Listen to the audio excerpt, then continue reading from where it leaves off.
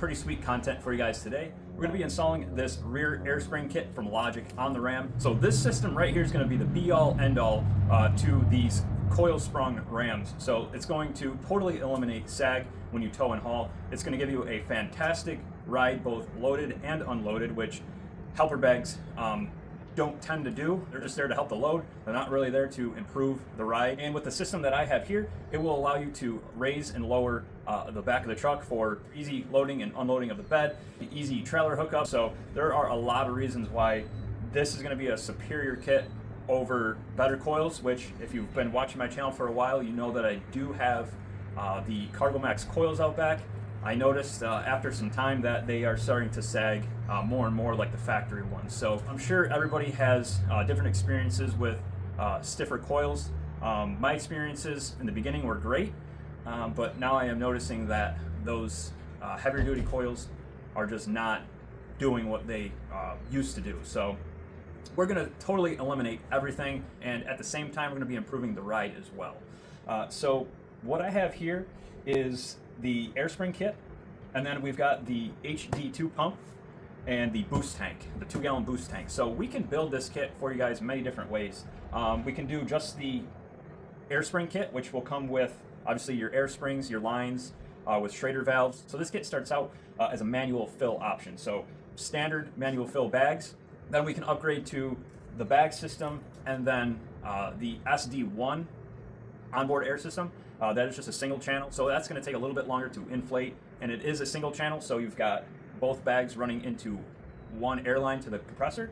Or we can upgrade to the SD2, which is a standard duty 2-channel pump. Now with the 2-channel pump, that gives you independent bag control. That will allow the system to act more like a live suspension system.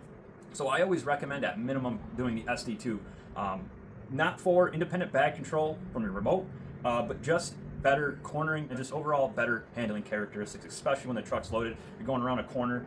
These bags, as you put weight on that bag, it's automatically going to fill back up just to give you the most control going around corners. So I highly recommend at least doing the SD2.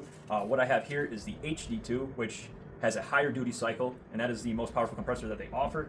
Again, that's going to give you onboard air and faster fill-up time. And then, of course, with the 2-gallon boost tank, we're going to have that fully full all the time for even faster raising of the truck. So like I said, we can build this kit many different ways, and we can always add things down the road as well. If you wanted to start out with just the standard bags and the manual fill option, we can do that. And then later on down the road, if you want to add onboard air with the optional remote, or that kit comes standard with Bluetooth capability so you can control it from your phone, we can do that as well. So we're going to get this kit installed. But first, I'm going to show you guys what we have up close, just to give you guys a better glimpse of what we have here, and then we'll go ahead and start the installs. Now, one thing I totally forgot to mention is how easy this system is to install. And also, we're going to talk about warranty as well. This system is completely frame mounted, so you lose 0 bed space, and it basically comes pre-assembled, ready to be bolted in. So we've got these brackets that are going to go around the frame to mount up our compressor. Here's our boost tank. We've got separate brackets for that to mount right next to the compressor on the frame. And then obviously here's your air spring. And warranty. So lifetime warranty on the bags. I believe the compressor's got a 2-year warranty. So overall, I mean, a pretty solid warranty, especially with the bags. So they're really stout. And I know a lot of people are always concerned about bags popping out, whatnot. Well, it's got this retainer right here, right? This goes over the coil bucket, and then the airbag clips into this. So it's not going anywhere. It's not going to pop out. And then on the bottom, we do have one screw to hold it in place on the axle as well. So this isn't going anywhere. You can flex the truck. You can put the suspension at full droop. These aren't going to pop out. So again, everything is really nice and solid. All obviously waterproof, dustproof, all that jazz. So everything's quick connects. And here's the boost tank. So extremely solid stuff. As far as wiring goes, it's literally a positive and negative to the battery. This is a kind of like a smart design, so it knows to shut off when you shut the truck off. Now, my truck having the e-torque, obviously has start-stop. There is this orange wire right here. This orange wire is going to be a wire that goes to an ACC fuse. So that way this system doesn't cycle on every time the truck turns on at a stoplight or whatever. I never use start stop. I always hit the button anyway, so it's something I'm probably going to hook up later on down the road. But just keep that in mind. If you do have start stop, this orange wire right here, we will have to hook up to an accessory fuse. Now, off the top of my head, my truck's a 23. Fuse F39 and F44 are both accessory fuses, which you can use those. Older trucks, I know some of the older trucks did not have one of those fuses.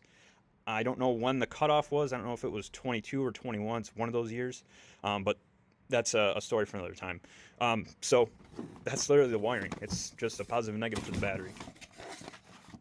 Now first we're going to install the compressor, get that mounted on the frame and wired up, and the boost tank as well, because we're going to need air to install the bags.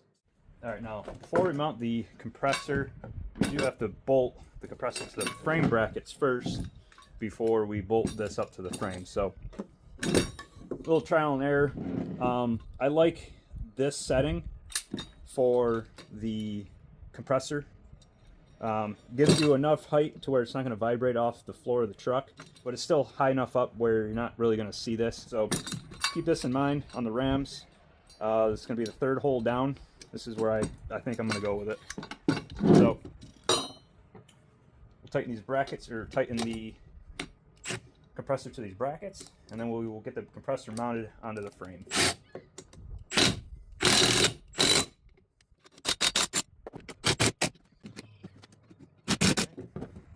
Should be good there.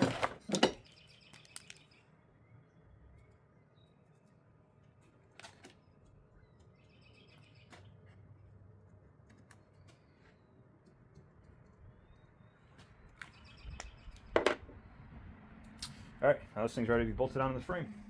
Alright, if I throw it up there real quick, I kind of lied. So I actually brought it down to the second hole from the top. It hung down a little too low. I was just holding this up a little bit too high originally, so when I mocked it up.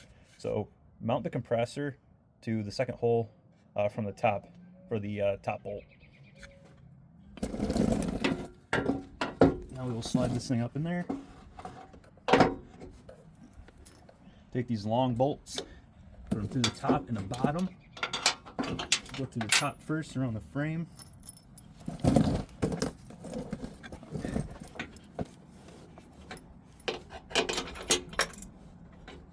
And just a quick note, these bolts come in the kit.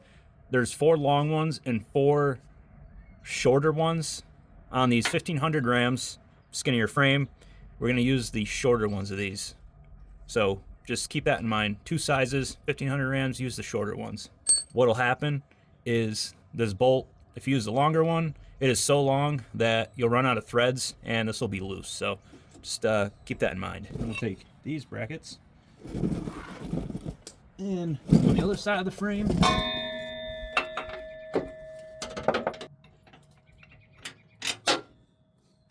Starter nuts.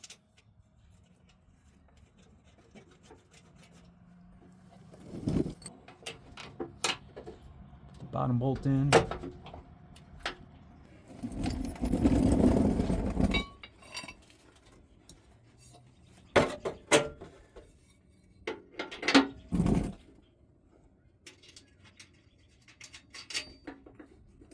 Right now I've got all the bolts through all the brackets.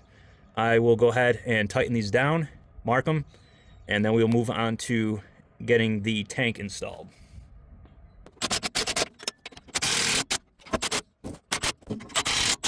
Alright, there's the compressor all mounted.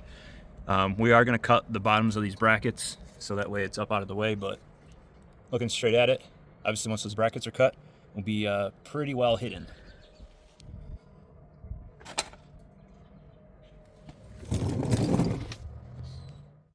Alright, now for the boost tank, we have to do the same thing we did with the compressor and mount the boost tank to the brackets first. So these nuts are going to be a 15 millimeter.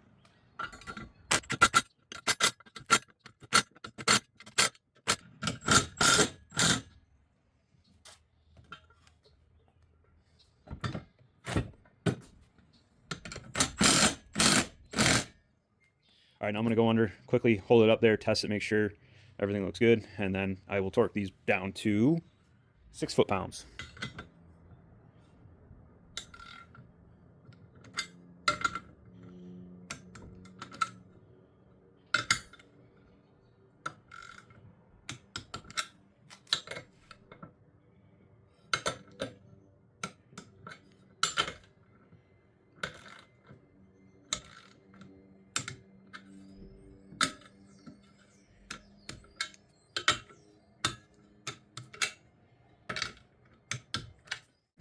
I can hike this thing up here.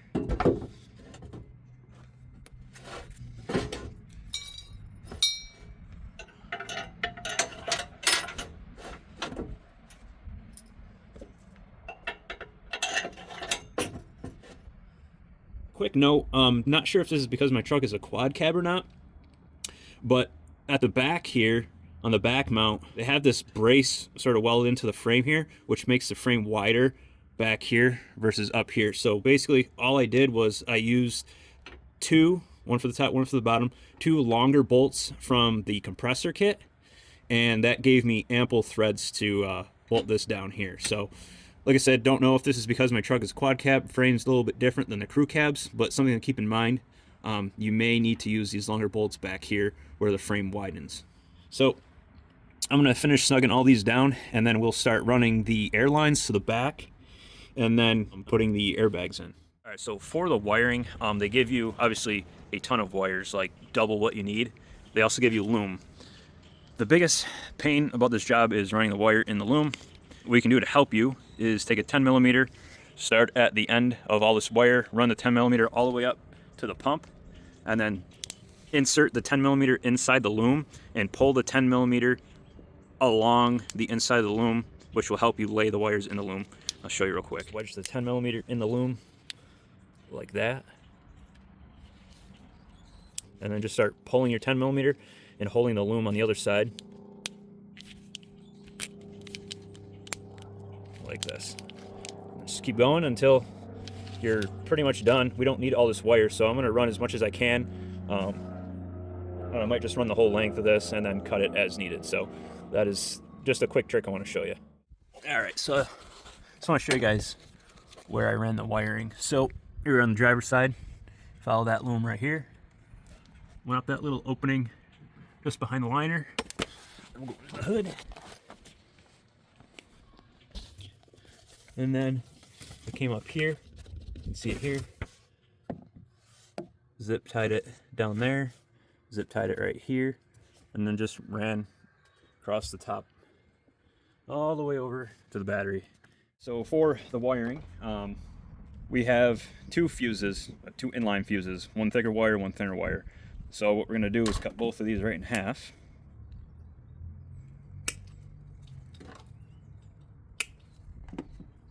And then pull the insulation off the ends. You're just gonna match the thickness of the wire with the thickness of the wire. So we've got two thick red wires and two thin red wires. We've got a thick and a thin inline fuse. So all of this is supplied, by the way. So we got butt connectors, eyelets, all that stuff. So one end is gonna be a butt connector, the other end is gonna be an eyelet that goes to the battery.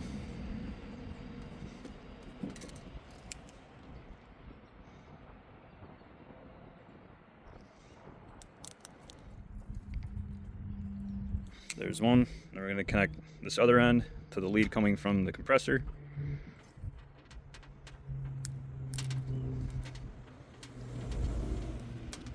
Then we're going to do the same thing for the thinner wire with the thinner inline fuse. And then we've got eyelets for the two negatives. Alright, so when you're done, it should look like this. Two eyelets on both negatives, your inline fuses with the eyelets on the other side, and then finally we can put the fuses in. So obviously the thicker wire is going to take the 30 amp fuse,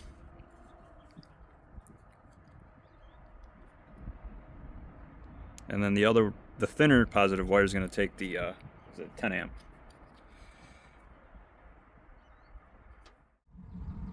Alright, there everything is. Alright, so now for the rear. At this point, obviously we've got the wheel off, we got the liner out. We just need to pop this brake line bracket off. We're gonna do this on both sides. I'm gonna show you one side just to save some time. The other side is gonna be identical.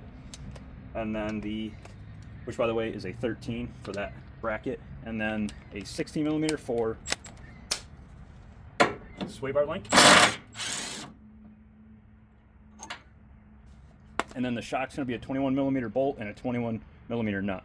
So we're going to let the axle fully down to the point where the shocks are not loaded anymore, and then we should be able to pop these springs out of here.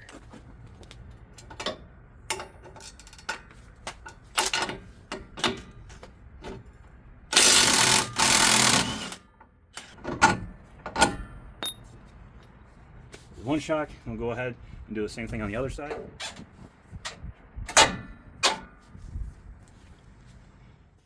All right, so for the passenger airline, I came up through here. We'll just start up here at the compressor, so hopefully you can make it out. So there's one of the lines coming in, or coming out, I should say. And then I went over top of the compressor. I went through here, but on the top, through both.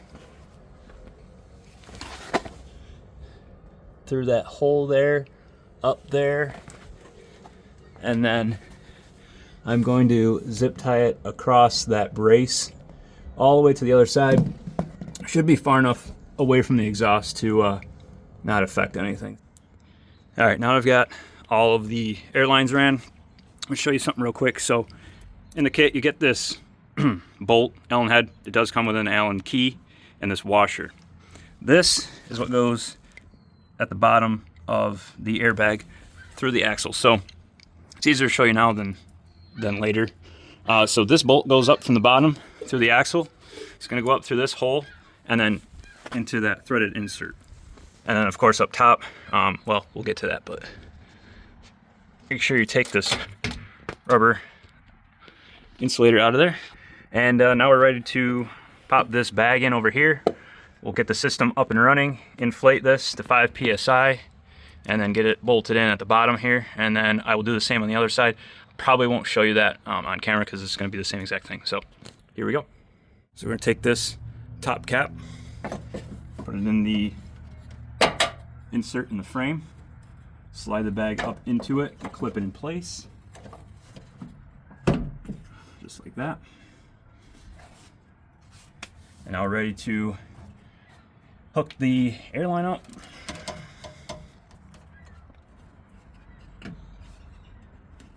Push until it locks, pull on it, make sure that it did connect, and now we'll fire up the system.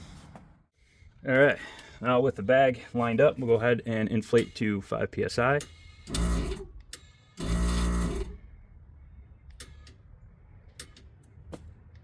There we go. Once we're inflated to 5 psi, we can go ahead and put that nut in, or put that bolt in that I was talking to you about earlier. That goes through the axle. It is an Allen head. They do give you an Allen key and Loctite, so we're going to put some Loctite on that. And then, obviously, it's going to be really hard to show on camera. We're just going to go ahead and line up that bolt hole with the threaded insert on this, the bottom of this bag, and then we'll just bolt the shocks back in, sway bars, all that stuff. Get the truck back on the ground, and then I will demo everything for you. All right, so real quick, I just want to go over some torque specs. Lower shock bolt is 103 foot-pounds. The end length is 41 foot-pounds.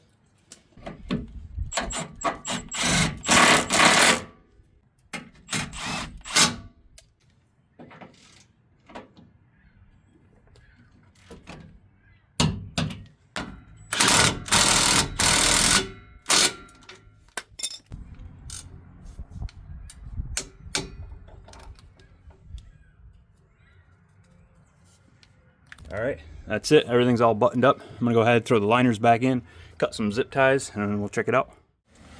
All right, so every SD1, SD2, and HD2 come with Bluetooth capability. So everything that you can do from this remote, you can also do on your phone for free. So I'm gonna show you this remote because it's really cool. You've got preset 0, which is gonna be your normal ride height. I've got this set to lowered, which will lower the truck all the way down on the bump stops. And then you've got several other presets that you can set. So if you have multiple trailers at multiple different weights, you can set each trailer. And when you hook up that trailer, you just hit this button right here, and it will basically auto level the truck to that weight. So this is my normal ride height, and I'm gonna go ahead and raise it all the way up to the max height.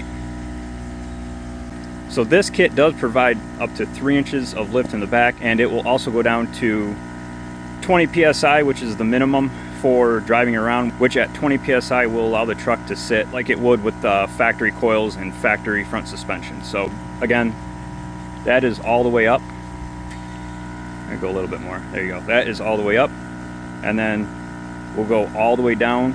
So I'm gonna go to lowered, and then we'll go all the way down.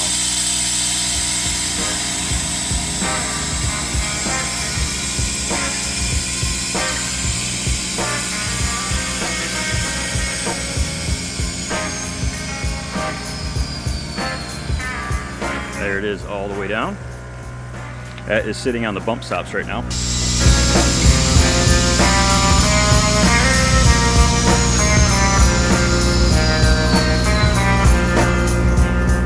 And then if I want to just go back to normal ride height, we'll go to preset 0, which is, I haven't set it yet, the name, but this is normal ride height.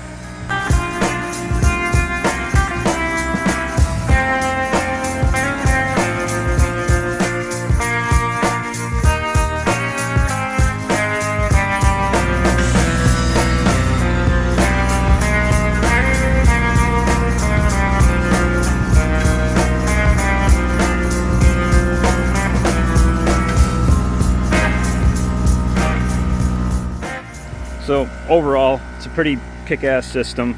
Obviously, I've got the boost tank and the HD2 pump, so it's got the fastest recovery. It's going to raise and lower, well, it's going to raise the quickest out of all the other options, but this is not something you're going to be doing every day anyway, so the standard pump is going to be more than sufficient. You're not going to be raising and lowering the truck all the time. So again, really solid setup right here. Excellent ride unloaded. I mean, it rides like you're on a cloud in the back, so highly recommend it, guys. Link will be in the description for everything, and we will catch you guys on the next one.